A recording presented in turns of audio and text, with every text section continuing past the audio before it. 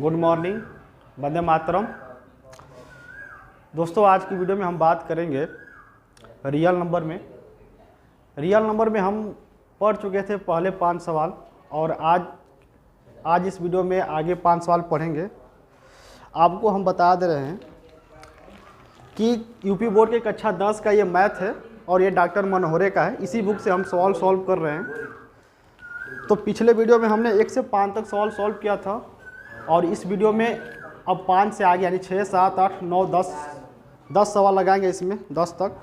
तो चलिए देखते हैं इसका 5 के बाद 6वां सवाल। आइए देखिए, दिया है कि यूक्लिड विभाजन एल्गोरिथम के प्रयोग से 90 और 140 का एचसीएफ ज्ञात करिए। तो देखिए यहाँ पर आपको 2 संख्या दी गई है, इसमें 2 पूर्णांक दिया गया है जो दिया है 90 और 144। इसी का हमें क्या निकालना है, तो एचसीएफ निकालना है। चलिए देखते हैं एचसीएफ कैसे निकालते हैं। तो मैंने बताया था कि इसमें से देखते हैं कौन बड़ी पूर्णांक है। तो इसमें ये बड़ी पूर्णांक है और ये 90 क्या है, छोटा पूर्णांक है। तो बड़ी पूर्णांक में छोटे पूर्णांक का हम भाग देंगे। तो आप इसको यहाँ पर लिखिए 144 और यहाँ पर 90 लिखिए। चलिए भाग दीजिए। तो एक बार में ले चलिए, तो आपका आएगा 90। इसको घटाएंगे तो ये 4 और ये आएगा आपका 5। चलिए फिर देखिए, यहाँ पे r का मान 0 नहीं आया है।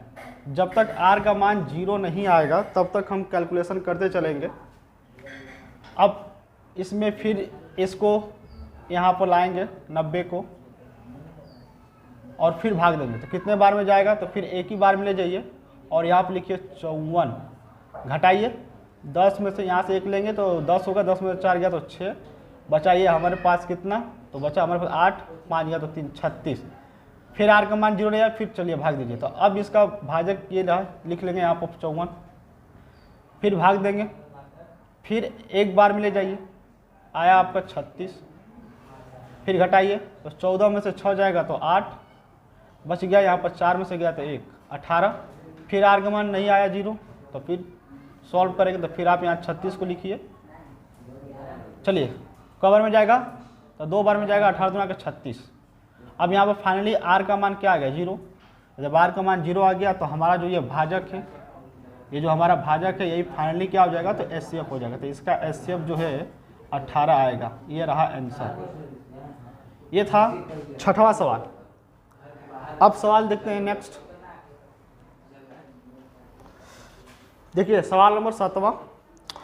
सवाल नंबर 7वां कर रहा है कि दर्शाइए कि कोई भी धनात्मक विषम पूर्णांक 6q+1 या 6q+3 या 6q+5 के रूप का होता है। यानी पूछ रहा है हमसे, इसको सिद्ध करना है कि 6q+1, 6q+3 या 6q+5 के रूप का होता है।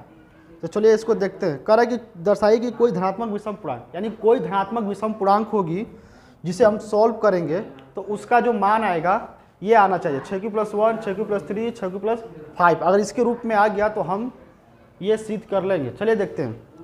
देखिए इस तरह के सवाल अगर जब भी आपको मिलते हैं तो पहले आप यहाँ पर यूक्लिड विभाजन प्रमेयिका का प्रमेय यूज करिए, यूक्लिड विभाजन प्रमेयिका लगाइए। तो देखिए यूक्लिड विभाजन प्रमेयिका क्या है, तो मैंने बताया था कि a = bq + r होता है। मैंने एक रिलेशन भी बताया था r, 0 और b में। देखिए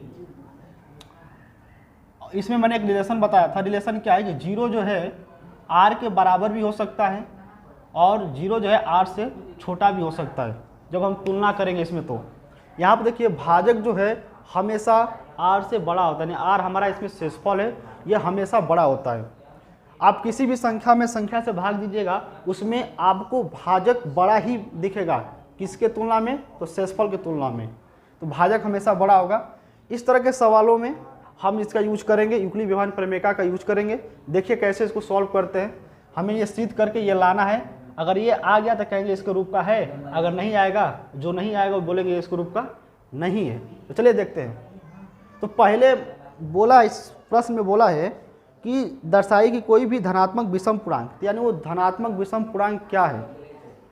तो हमें नहीं पता है तो हम इसको यहाँ पर क्या करेंगे, मान लेंगे। तो मानिए यहाँ पर मानेंगे तो लिखेंगे यहाँ पर कि माना धनात्मक पूर्णांक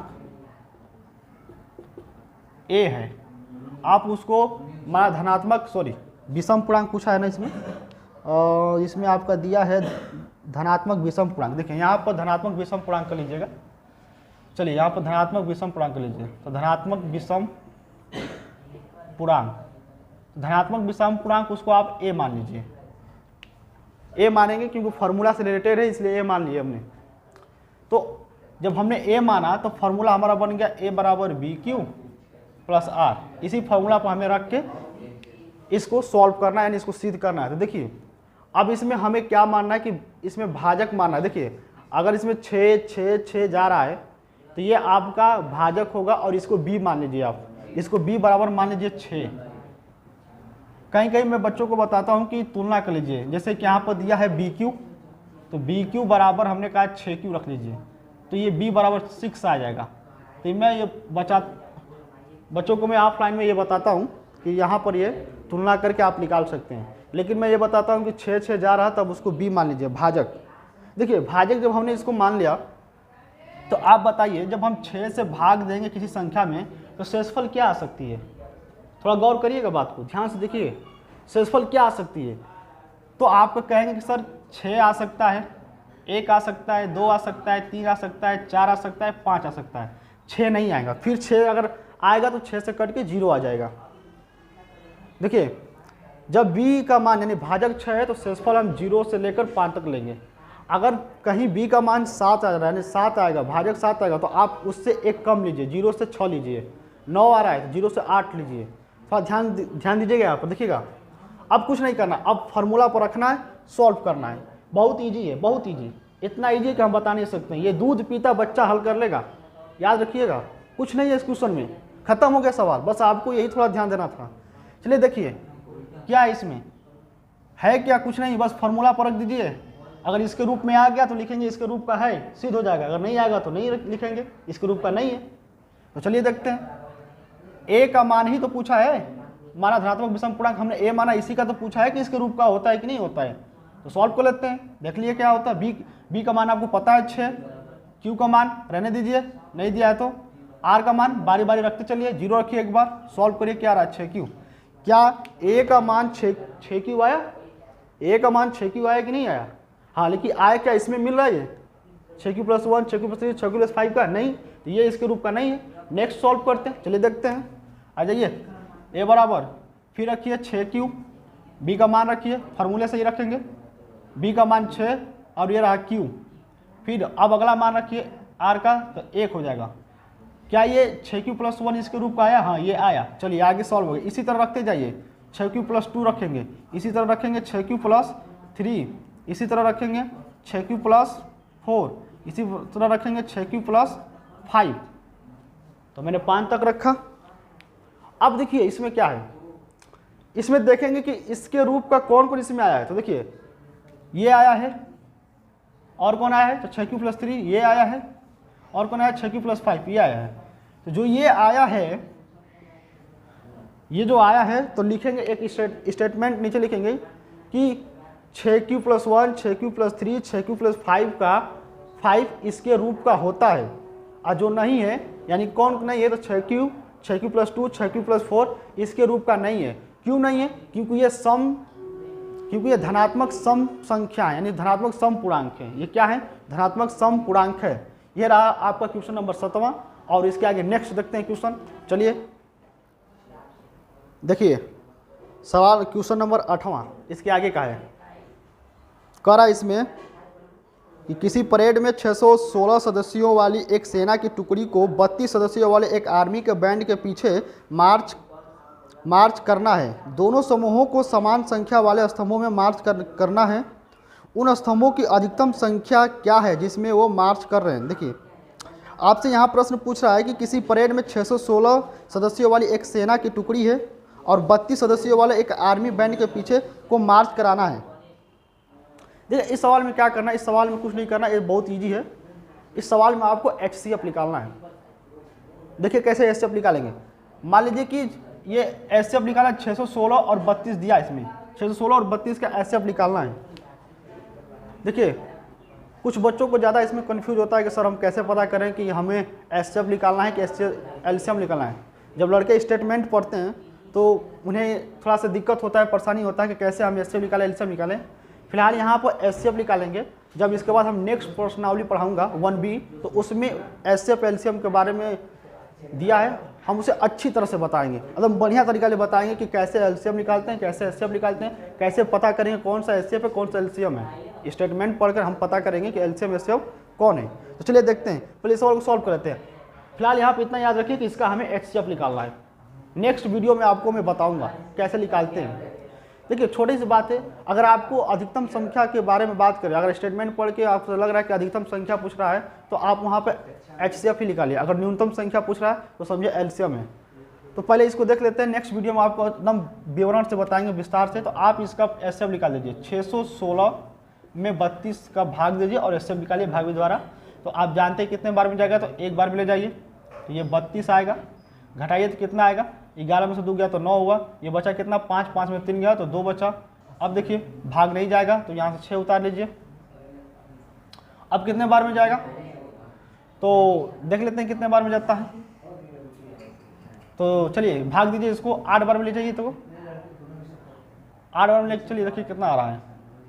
तो 8 बार में ले चाहिए तो 8 का 16 को 6 हाथ लगा, 1 8 को 24 1 25, 256 आ गया। घटाइए इसको 0, ये गया तो 9 में से 5 गया तो 4, 40 आ गया। फिर देखिए कितने बार में जाएगा, तो एक बार में ले जाइए तो 32 आ गया। घटाइए तो ये होगा आपका कितना आएगा, 8 आएगा, 10 में से 2 गया तो 8। अब कितना बार में जाएगा, देखिए यहाँ पर शेषफल क्या है, छोटा है, अभी शेषफल आपका यहाँ पर क्या हो गया, छोटा हो गया। तो आप क्या करेंगे, फिर इसमें भाग दीजिए। अब यहाँ पर 32 लिख लीजिए, अब फिर ले जाइए तो 8 चौके 32। अब यहाँ पर देख रहे हैं कि R का मान क्या आ गया, 0 आ गया। तो फाइनली हमारा जो एचसीएफ आएगा वो आया 8। तो इसका आंसर यही हुआ, यानी वो हमसे सवाल जो पूछा था कि अधिकतम संख्या क्या है, तो वो अधिकतम संख्या 8 है। चलिए इसके आगे का सवाल देखते हैं, सवाल नंबर 9। देखिए सवाल नंबर 9 क्या बोला, इसमें कह रहा है कि यूक्लिड विभाजन प्रमेय का प्रयोग करके दर्शाइए कि किसी धनात्मक पूर्णांक का वर्ग किसी पूर्णांक m के लिए 3m या 3m+1 का होगा। हमसे पूछा कि किसी धनात्मक पूर्णांक का वर्ग, जब हम किसी धनात्मक पूर्णांक का वर्ग करेंगे, सिद्ध करेंगे उसका, तो आएगा 3m या 3m+1 का रूप का होना चाहिए। देखिए अभी पिछले वीडियो में नहीं, इसी वीडियो में हमने सवाल नंबर बात किया था 7वां, सेम 7वां का तरह ही क्वेश्चन है, बस यहाँ पर क्या करना है कि उसका हमें वर्क करना है। वहाँ पर वर्क नहीं बोला गया था, लेकिन इसमें वर्क करना है। करना क्या है कि हमें वर्क करके देखना है कि वो धनात्मक संख्या क्या है। यूक्लिड विभाजन प्रमेय का प्रयोग करके दर्शाइए कि धनात्मक पूर्णांक का वर्ग, तो धनात्मक पूर्णांक का वर्ग करके देखेंगे, उस धनात्मक पूर्णांक का वर्ग करेंगे और इसके रूप का आ गया तो लिखेंगे कि किसी भी धनात्मक, इसके रूप का आ गया तो लिखेंगे धनात्मक पूर्णांक का वर्ग इसके रूप का होता है। नहीं आएगा तो कहेंगे इसके रूप का नहीं होता है। तो देखिए कैसे, जब भी मैंने कहा कि इस तरह का सवाल आएगा तो आपको फॉर्मूला तुरंत ही याद रखना है, a बराबर BQ + R। ये हमारा यूक्लिड विभाजन प्रमेय का है। चलिए इसको सॉल्व करते हैं। मैंने कहा कि यहाँ पर भाजक देखिए 3 3 जाए तो आप इसको b मान लीजिए, भाजक 3 हो गया तो r क्या आएगा। तो आप जानते हैं जब हम 3 से किसी संख्या में भाग देंगे तो 0 आएगा, या तो 1 आ सकता है या तो 2 आएगा। जब हम 3 से किसी संख्या में भाग देंगे या तो वो पूरी कट जाएगा या तो शेषफल बचेगा 1 या 2। तो चलिए देखते हैं, अब इस फार्मूला पर लगाइए। a बराबर, पहले फार्मूला पर रख लीजिए इसको, a बराबर b का मान आपको 3 दिया है, q को रहने दीजिए इसी तरह, और यहाँ पर r का मान 0 रखिए एक बार, तो आ गया 3q। अभी हमें इसको इसी तरह करके छोड़ना है, इसके बाद फिर बाद में वर्क करेंगे। अब देखिए a बराबर फिर क्या दिया यहाँ पर, तो 3q करिए और यहाँ पर 1 रख लीजिए, फिर अगला देखिए 3q + 2 रख लीजिए, ये हो गया। अब इसका हम वर्क करके देखेंगे, वर्क करके देखेंगे और वर्क करके सॉल्व करेंगे कि देखिए इसके रूप का आता है, अगर आएगा तो कहेंगे इसके रूप का है, नहीं आएगा तो नहीं होगा। देखिए थोड़ा सा यहाँ पर पहले मैंने एक चीज़ नहीं माना, इससे पहले आप मान लीजिए कि वो कौन सी धनात्मक संख्या है। इसमें जो सवाल में बोला गया है कि वो धनात्मक संख्या कौन है, जैसे इसमें दिखाया गया है कि किसी धनात्मक पूर्णांक का वर्ग, तो धनात्मक पूर्णांक क्या है, तो आप उसको मान लेंगे कि माना धनात्मक पूर्णांक, माना धनात्मक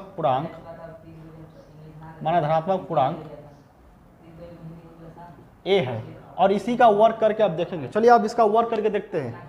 तो पहले का वर्क करिए, a बराबर दिया है 3q, दोनों पक्षों को वर्क करेंगे तो ए स्क्वायर होगा और ये होगा 9q स्क्वायर। थोड़ा सा यहाँ पर ध्यान देंगे, हम इसको देख कर चलेंगे, यहाँ इन दोनों को ध्यान दीजिएगा, इसको देख कर चलेंगे। हमें यहाँ पर 3m लाना है, तो आप यहाँ से हमेशा 3 कॉमन करिए। क्या कॉमन करिए? 3। तो अंदर बचेगा 3q का स्क्वायर। अब क्या करें, इस पूरे को आप m मान लीजिए, तो आपका आ जाएगा 3m। तो a का स्क्वायर जब हमने किया तो 3m आ गया। देखिए धनात्मक पूर्णांक a का जब हमने वर्क किया तो 3m आया कि नहीं आया, यानी ये इसके रूप का है। अब अगला देख लेते हैं, इसके रूप में ये आता है, तो चलिए सॉल्व करके देख लेते हैं। अब देखें यहाँ पर, अब ये उठा लीजिए, तो a बराबर 3q + 1, वर्क करिए दोनों पक्षों को, तो वर्क किया तो ये होगा, देखिए a + b का होल स्क्वायर का फॉर्मूला लगेगा यहाँ पर, तो ये होगा 9q का स्क्वायर प्लस क्या होता है b का स्क्वायर, यानी कि 1 का स्क्वायर 1 होगा, 2ab, तो 2 टाइम 6q, 2ab होता है ना।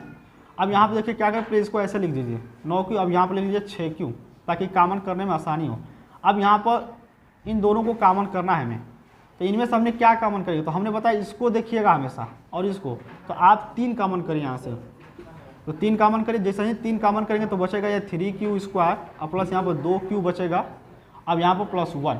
देखिए इस पूरे को आप m रख लीजिए, तो आप लगाएंगे 3m प्लस ये 1, तो क्या ये इसके रूप में ये आया? हाँ आ गया। जब हम इसको सॉल्व किए, जब हम इस धनात्मक पूर्णांक का वर्क किए तो 3m और 3m प्लस 1 का रूप का हो गया। आ गया कि नहीं आ गया? तो आ गया। देखिए आप यहाँ पे एक छोटी सी स्टेटमेंट लिखेंगे कि 3m यानी कि धनात्मक पूर्णांक संख्या का वर्क करने पर 3m या 3m प्लस 1 का रूप का होता है। तो आप यहाँ पर लिख देंगे कि हाँ 3m और 3m प्लस 1 का रूप का होता है। आप चलते हैं नेक्स्ट वीडियो देखते हैं, सॉरी नेक्स्ट कर रहे हैं, नेक्स्ट सवाल देखते हैं। चलिए अब सवाल देखते हैं 10वां। देखिए 10वां सवाल पढ़ रहे हैं। कह रहा है कि यूक्लिड विभाजन प्रमेय का प्रयोग करके दिखाइए कि किसी धनात्मक पूर्णांक का घन 9m 9m प्लस 1 या 9m प्लस 8 के रूप का होता है। देखिए इसमें क्या बोल दिया है, किसी धनात्मक पूर्णांक का घन बोल दिया है कि किसी धनात्मक पूर्णांक घन का हल करना यहाँ पर कि यूक्लिड विभाजन प्रमेय का प्रयोग करके दिखाइए कि किसी धनात्मक पूर्णांक का घन 9m प्लस 1 और या 9m प्लस 8 के रूप का होता है। देखिए कुछ नहीं करना, ये भी आसान है, बस थोड़ा सा कैलकुलेशन इसमें है, इसमें कैलकुलेशन है, बात को समझिएगा थोड़ा सा। यहाँ पर क्या बोल रहा है यहाँ पर, देखिए अभी हम 9वां सवाल पढ़े हैं तो उसमें हम क्या लगाएं, 9वां सवाल में हमने यहाँ पर वर्क किया था, अब यहाँ पर हमें घन करना होगा, तो सेम पैटर्न अपनाएंगे, बस कुछ करना नहीं है। अब यहाँ पर हम घन करके देखेंगे, तो 1-2 स्टेटमेंट हम बता देंगे नीचे से, आप अपने से कर लीजिएगा आगे, बस खाली फार्मूला को सॉल्व करना है। तो पहले मानेंगे, मैंने कहा कि पहले मानेंगे, मानिए कि माना, ठीक है, माना धनात्मक पूर्णांक a है, क्या है? a है, और इसी a का हम घन करके देखेंगे, और घन करके देखें क्या इसके रूप का आता है, सिद्ध करके देख लेते हैं। चलिए देखिए, आप यहाँ b का मान जाने गए होंगे कि 9 होगा, मैंने बताया है कि जब 9 है तो इसको भाजक मान लीजिए। r का मान देखिए कितना आएगा, जब हम किसी भी संख्या में 9 से भाग देंगे तो r का मान 0 आएगा, 1 आएगा, 2 आएगा, 3 आएगा, 4 आएगा, 5 आएगा, 6 आएगा, 7 आएगा, 8 आएगा, बस 9 बार में नहीं जाएगा, 9 बार में कट के 0 आ जाएगा। तो जब आप किसी भी संख्या में अगर 9 से भाग देंगे ना, आप देख लीजिएगा भाग देकर, किसी भी संख्या में 9 से भाग करके देखिएगा, या तो वो शेषफल 0 आएगा, या तो पूरी तरह से कट के 0 आ जाएगा, या तो 1 आएगा, 2 आएगा, 3 आएगा, 4 आएगा, 5 आएगा, 6 आएगा, 7 आएगा, 8 आएगा। चलिए सॉल्व करते हैं इसको। तो हमने बताया था फार्मूला आप जानते हैं, a बराबर BQ प्लस R, इसी पर रखिएगा। चलिए a का मान, यहाँ पर b का मान आपको पता है 9, q को रहने दीजिए इसी तरह, तो q रहेगा इसी तरह, और r का मान रखिए 0, तो आ गया कितना आपका, सॉल्व करने पर आ जाएगा 9q।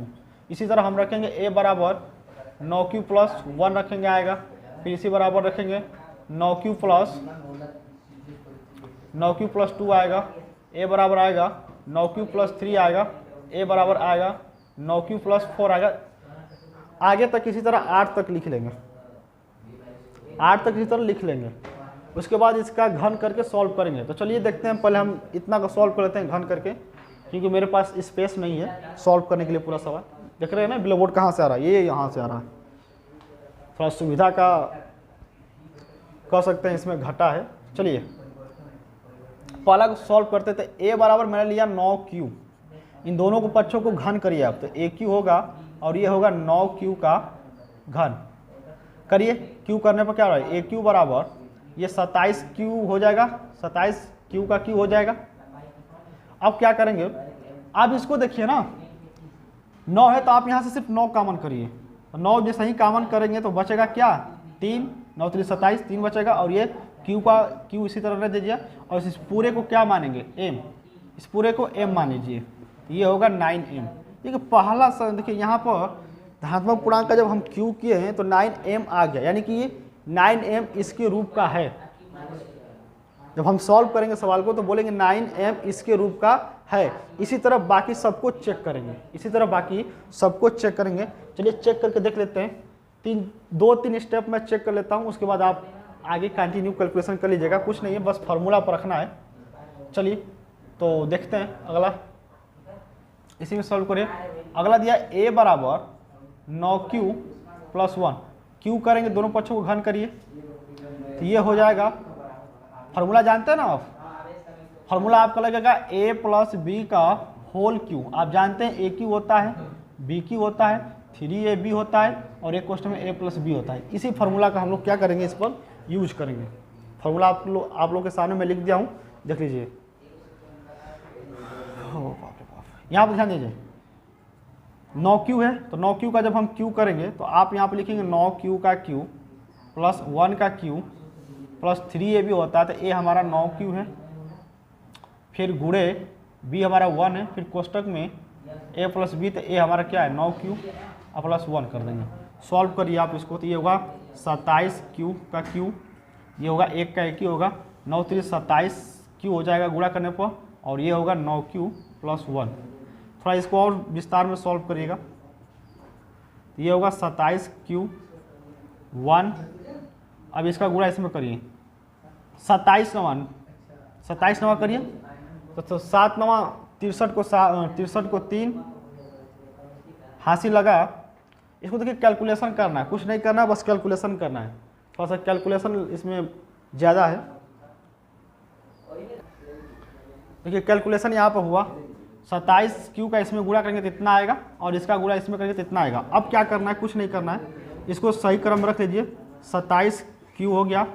अब यहाँ पर लिख लीजिए इस स्क्वायर का 243q का स्क्वायर, फिर लिखिए 27q लिख लीजिए और ये 1 का यहाँ पर लिख दीजिए और इसको कोष्टक में इस तरह बना लीजिए। अब क्या करना है, इसमें थोड़ा ध्यान दीजिएगा, इसमें अब क्या करना है, आप इसको देखिए यहाँ से आप खाली सिर्फ 9 निकाल लीजिए, 9 इसमें से कॉमन करेंगे तो ये बचेगा 3q के पावर q, ये बच जाएगा कितना, तो ये बच जाएगा, जैसे ही आप 9 कॉमन करेंगे तो 9 दूना के 18, 9 3 27, ये q स्क्वायर बचेगा और प्लस यहाँ पर 3 बचेगा, 3q बचेगा और ये 1। इस पूरे को आप क्या करिए, इस पूरे को आप m मान लीजिए, तो ये हो जाएगा आपका m मान लिए ना। जब इस पूरे को m मान लेंगे आप यहाँ पर, तो ये बच जाएगा हमारे पास क्या, 9m + 1, ये आएगा हमारे पास। देखिए हमें पूछा ही क्या था, 9m या 9m + 1 या 9m + 8, तो हमें ये दोनों आगे कि नहीं आ गए, इनमें से किसी एक से, तो ये आ गया 9m + 1 के रूप का आ गया, तो लिख देंगे कि 9m, एक स्टेटमेंट लिखेंगे 9m और 9m + 1 इसके रूप का होता है। आप यहीं तक करके छोड़ देंगे, ये फाइनली आपका हो गया, यही आपका आंसर होगा, सिद्ध हो गया। तो ये रहा आपका 6 से 10 तक सवाल। तो उम्मीद करता हूँ आप लोगों को समझ में आया होगा, ये वीडियो आपको अच्छा लगा होगा। अगर ये वीडियो आपको अच्छा लगा है तो कमेंट, लाइक, शेयर करिए और मेरे चैनल को सब्सक्राइब करिए और ज़्यादा से ज़्यादा शेयर करिए ताकि ये बच्चों तक पहुँचे, वो भी इस वीडियो का लाभ उठाएं। तो जय हिंद, वंदे मातरम।